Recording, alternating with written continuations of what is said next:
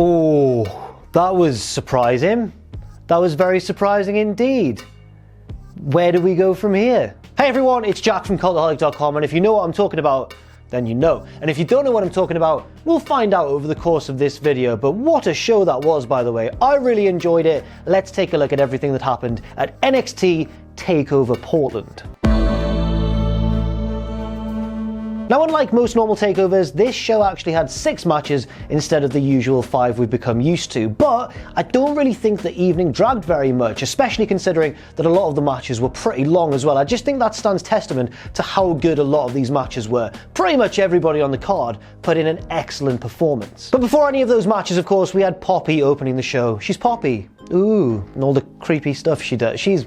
what's she bloody like? Now on to the first match of the night, and the first title match of the night as well, with the North American champion Keith Lee defending against Dominik Dijakovic. There is obviously great chemistry between these two men. They've had wonderful matches both in NXT and outside of NXT as well, including a 5-star match in Pro Wrestling Guerrilla. And it begins with both men trying to assert their dominance using their strength and power, but if you've seen either of them wrestle, you'll know that strength and power is only a small part of their respective games. They're both incredibly agile wrestlers too. This is demonstrated quite early on when Dijakovic goes for a big dive and Keith Lee catches him in the powerbomb position, but then Dominik escapes and then hits a nice suplex backwards, driving Keith Lee into the apron. It looks like a bit of a nasty bump, but I think he's okay. The challenger again demonstrates his ludicrous agility for such a tall, big man by hitting a lovely corkscrew moonsault for a nice 2 count, one of many near falls over the course of the night. He also hits a ludicrous move, an avalanche feast your eyes, which I think we've seen him hit on Keith Lee before,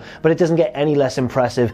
From the middle rope into the center of the ring probably bounced a few feet, but he wasn't the only one pulling out massive spots either, because Keith Lee drilled Dijakovic at one point with a huge pounce, which sent him hurtling terrifyingly into the turnbuckles, and I think he clipped the back of his head on the bottom turnbuckle actually. And then we get probably the most ludicrous spot of the night, I think, yeah, certainly in terms of what a physical feat it was, with Keith Lee sat in a chair at the ringside area and Dijakovic just jumping from the top rope. It was kind of a springboard swanton bomb, basically, into Keith Lee while he was seated in a chair. Absolutely ludicrous, incredibly dangerous, but somehow they bloody pulled it off. Keith Lee regains control of the match, nails a spirit bomb, but Dominik rolls through and lands on his feet with all that warrior spirit, like a bloody New Japan match. But Keith Lee hits a second spirit bomb, and that's still only enough for 2. Finally though, Keith Lee hits the Big Bang Catastrophe, and that is enough to pin Dominik and retain the North American Championship. And there's a great show of respect between the two after the match, with Keith helping Dijakovic onto the ropes to pose for the fans. And rightly so as well, because it was an incredible performance by the challenger and the champion as well, to be fair. A wonderful way to start off the show. Also, just from my recap of the match there, you'd be forgiven for thinking it was just high spot after high spot after high spot. But it really wasn't that. There were little sequences linking all of these huge moments together. I can't emphasize how impressive visually this match was. No slowing down though, as we are straight into the street fight between mortal enemies Dakota Kai and Tegan Nox. Nox makes her entrance first, but Dakota Kai is there from behind to jump her before she's even made it part way down the ramp. They brawl through that section of the crowd next to the entranceway until Nox turns the tide and spears Dakota Kai through the guardrail to the ringside area. And it doesn't take long before the weapons come out. Dakota Kai traps Tegan Nox's knee in between the ring steps and the ring post, and then fetches a cricket bat from under the ring. Why not? New Zealand, big cricketing nation. She swings it wildly, Nox gets out the way, and it shatters on the ring post. They're expensive, Dakota, come on now. Later on, we get to see Tegan Nox's influences in great effect. It's a really nice moment where both women are on the top rope, but then Nox manages to choke slam, because she loves Kane. She choke slams Kai down into the ring, and then when she returns to her feet, Nox hits the Molly go round, with Molly Holly being a huge influence of hers as well. Then it looks like Nox is about to win the match with the same move that made her the first ever WCPW Women's Champion, when she trapped Bea Priestley's head in a steel chair and kicked it brutally.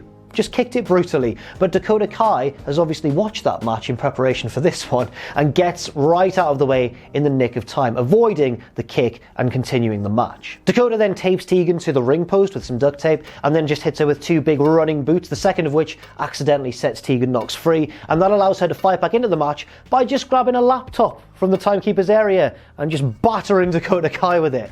oh, the fiscal irresponsibility in this match has been off the charts. She also drags a chain out from under the ring and gets into the ring following Dakota and nails her with the chain and then wraps the chain around her fist and just punches away at the knee of Dakota Kai. Of course, Tegan's had her own issues with knee problems as well, and it was Dakota who in storyline exacerbated these when she turned on her best friend. So it all links together, it all makes sense. Lovely storytelling here. Knox then wraps a chair around Dakota Kai's leg and Pillmanizes the knee and then hits the shiniest wizard, and she's pretty much got the match won, but she says, I'm not done yet. Oh, huge mistake, hubris from Tegan Nox, and wrath as well, trying to get some more vengeance when she had the match completely done. Nox gets a table in the ring, puts Dakota Kai on it, puts the chair around her neck and heads up top and is about to do something devilish, but she gets stopped by Raquel Gonzalez, otherwise known as Reina Gonzalez from the first Mae Young Classic, and since then she has been signed to the WWE Performance Center, but it was a bit of a strange decision. In fact,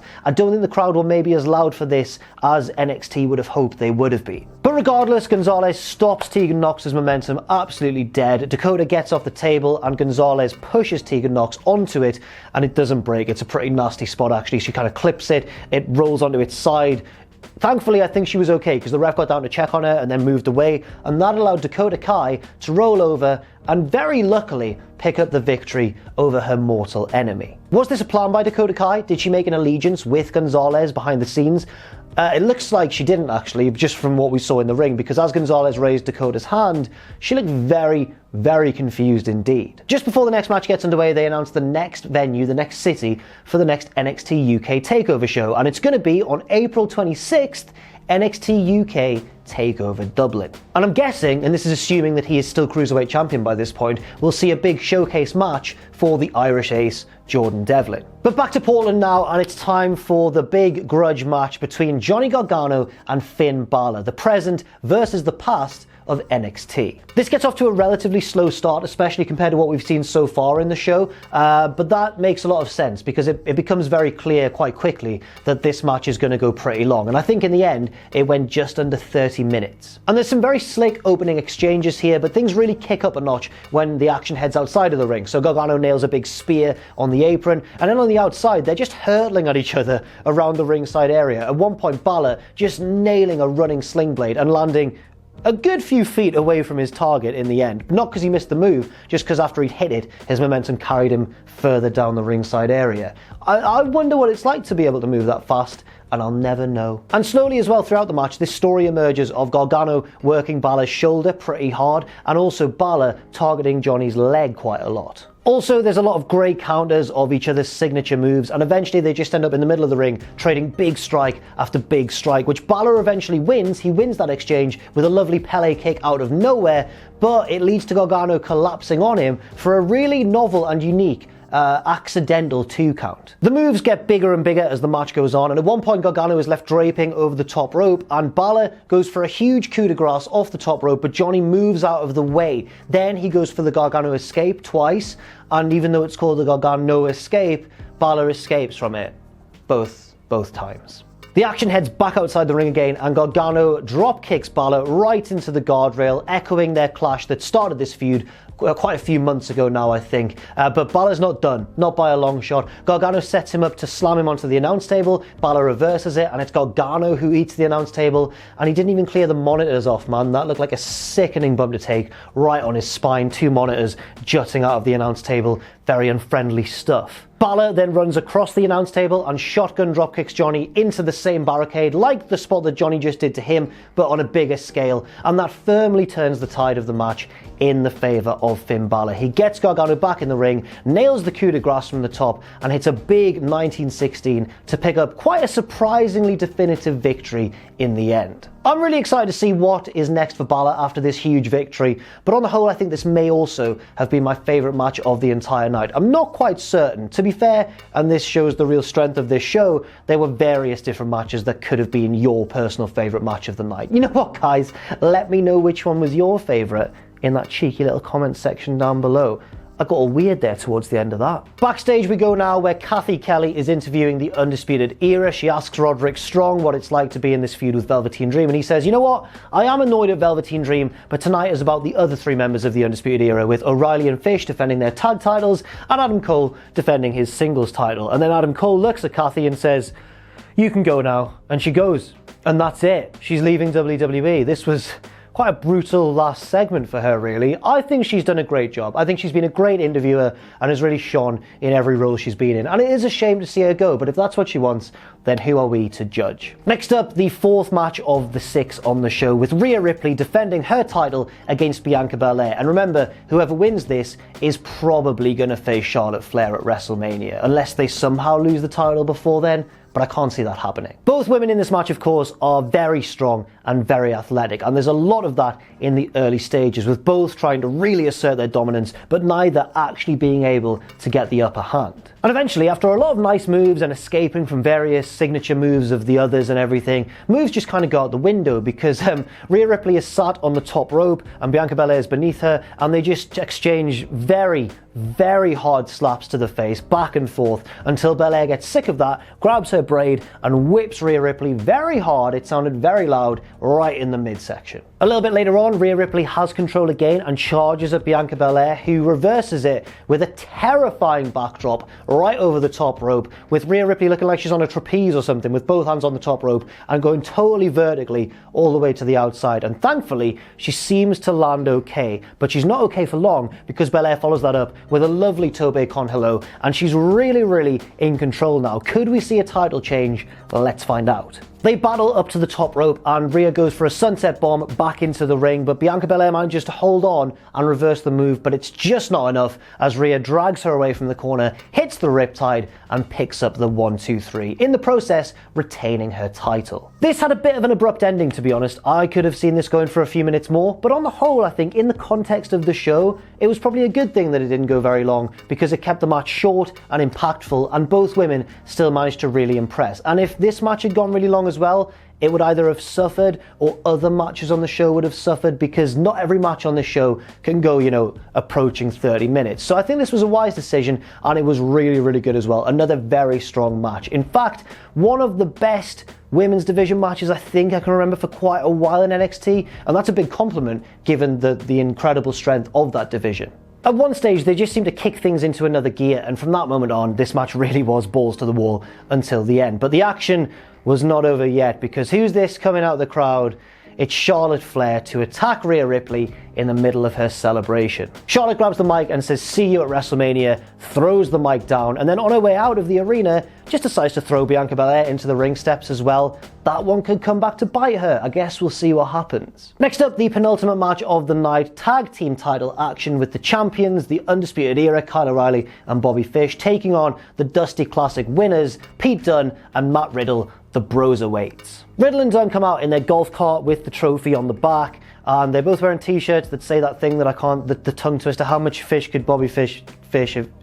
I'm not going to try and do it. That tongue twister doesn't just annoy me, it annoys Bobby Fish and Kyle O'Reilly as well, because Riddle keeps repeating it, and there's a funny graphic on the screen, a fish with Bobby Fish's head on it, so the Era gets sick of that and jump them on the ramp. This kicks off a bit of a wild brawl, but it doesn't last too long before they get into the ring and things settle down into a standard formulaic tag team match. But that's not an insult. I think this was a really good match. We just needed a bit of a calm before the storm. That storm arrives when Matt Riddle gets the hot tag and runs absolutely wild. He goes ballistic on both members of the Era, and I enjoyed this especially when he was in the ring with Kyle O'Reilly. They have such an incredible chemistry. They've both got great styles that complement each other, and I'd take a singles feud between the pair of them tomorrow at any time. The babyfaces get stereo ankle locks locked in, but the Era escape. Then Kyle O'Reilly gets a sharpshooter on Pete Dunne, and Bobby Fish jumps on Riddle's back and applies a sleeper hold. But Riddle saves the day, kneeing O'Reilly in the face to break that sharpshooter, and then breaking the submission applied to himself